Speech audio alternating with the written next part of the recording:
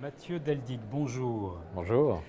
Vous avez fait une superbe conférence sur Raphaël à l'instant lors des Brafa Art Talks et je m'étonne que vous ayez choisi de la porcelaine, et je crois que ce sont des pots à huile, des olio pots, pour votre coup de cœur à la Brafa. Est-ce que vous pouvez nous expliquer le lien? S'il y en a un, bien sûr. Alors il y a un lien en fait à Chantilly, le musée dont je suis le conservateur. Nous préparons une grande exposition consacrée à la porcelaine de Chantilly et celle de Meissen. Et les pièces devant lesquelles je me trouve font écho à cette exposition et finalement aussi à toute la culture et l'atmosphère du XVIIIe siècle en France et en Allemagne autour des chinoiseries et de l'exotisme. Ce sont donc des choses qui sont liées aux collections du château.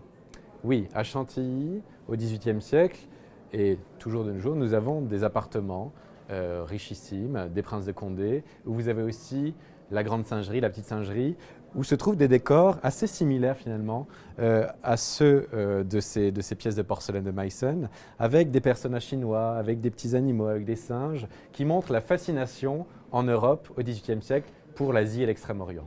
Vous nous rappelez l'histoire en deux mots de la porcelaine et de la Chine, et l'Europe bien sûr. Bien sûr.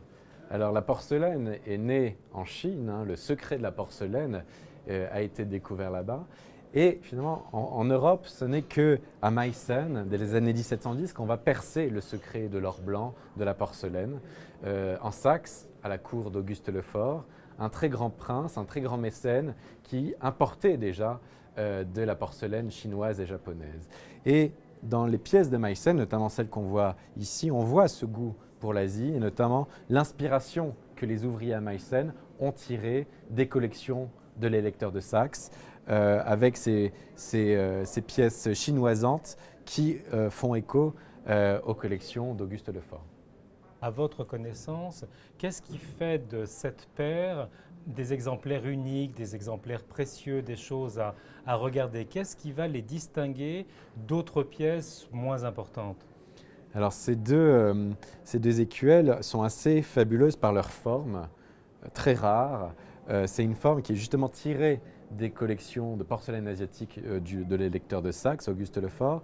Et puis, ce qui est aussi intéressant, ce sont tous ces décors peints par Herold, qui est un grand peintre dans la manufacture de Meissen, où vous avez des petits cartouches renfermant des scènes, vous avez des personnages asiatiques en train de s'adonner à diverses activités. Et puis quand vous ouvrez, vous avez un homard en fait doré à l'intérieur. Donc on a une sorte de jeu en fait qui transparaît dans ces pièces qui sont à la fois des sommets pour l'histoire de l'art, des sommets pour l'histoire des techniques, et puis aussi des pièces joyeuses, tout comme l'était finalement le XVIIIe siècle.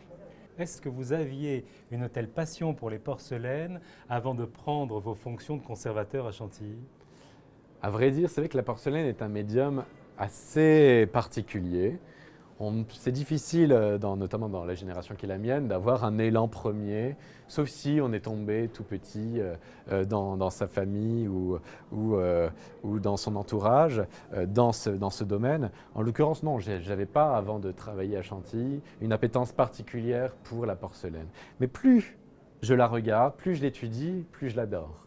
Parce que finalement, ça résume à la fois l'esprit d'une époque, ça résume des défis techniques, des défis scientifiques, et puis c'est le reflet de toute l'histoire stylistique et artistique, notamment ici du XVIIIe siècle. Mathieu Deldic, merci. Merci à vous.